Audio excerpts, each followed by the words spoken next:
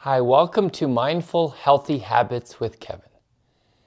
Today I'm going to talk about your path and when adversity comes up in life, how do you react? When you're walking on a path in a forest and there's thick trees and plants on either side of the path, you can only really walk on the path. You can't really walk anywhere else. And something comes in your way, a tree that's fallen, a log, or an animal, say like a porcupine or something. You don't get upset with the tree for falling. You don't get upset for the porcupine being there. You don't say, "Why are you there? I'm supposed to be walking on this path. Why are you here?" You don't have resistance to that. What you do is you either wait for the porcupine to pass so that you can get by safely, or you go over top of the fallen tree. You find a way to continue moving on your path, but you do it in a way that's smooth. You do it in a way that has less resistance. If you were to get upset with the fallen tree and even kick it, you could hurt yourself. You could break a toe. And then you've made things worse. If you got upset with the porcupine and got too close, the porcupine might rub up against you and give you a little surprise. So the resistance to things happening in life causes a chain reaction of other incidents that will happen. The best thing you can do is that when adversity comes up in your life, realize that there's another way. We can go around, we can write stuff down on paper to find more solutions, because sometimes to get out of the thinking head, the thinking mind, when you write stuff down on paper, amazing solutions come to problems you have in everyday life.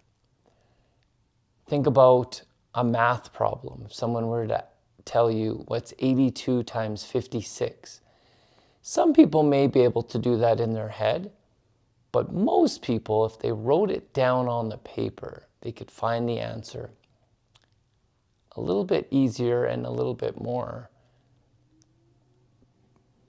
assured that it's the right answer. Same with spelling.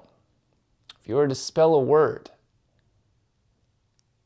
and you try to spell it in your head, it's much more difficult than taking a pen, writing it down on paper, and actually looking at the spelling. So writing on paper does amazing things for finding solutions to your problems. Even if you don't know, if you can't think of it, once you start the writing process, once you get your ideas on paper, things start to flow, ideas start to happen, and you can come up with some great solutions that way. So again, when adversity happens in life, deal with it right away. Don't allow it to cause new incidents, a chain reaction of other incidents that if only I could have dealt with that one, the source of the problem right away, instead of letting it kind of filter down into newer problems, how much easier that would have been. So to do that, you have to first realize, whoa, a tree has fallen in my path. Something has gotten in the way. I normally go through life pretty easy, but now something has happened. Some adversity has happened in my life that's unusual. It's different. Your first instinct is resistance, because this is not what I'm used to. Normally when I go to my workout gym and I, use the fob to get in, it works right away. Today it's beeping at me. Well, that's annoying. Why is it beeping at me? So then I have to stand in a line and wait for some person to tell me that, oh, we just need to update your file. We have to redo your file. Everything will be fine. Well, that was a little bit of resistance there, a little bit of, like a little mini adversity there that takes you out of your everyday routine. I'm used to just fobbing it 1 or 2 seconds and I'm in. This time it took me 4 or 5 minutes to get my account reset, my fob to get resynced, and there was a little adversity there. So when that happened, my thoughts are coming up like, this is annoying. I should be working out right now. I should be in the gym right now. Why is this happening? That's like the tree that fell down in your path. You don't get upset with the tree. You just simply go over it or you can go around it.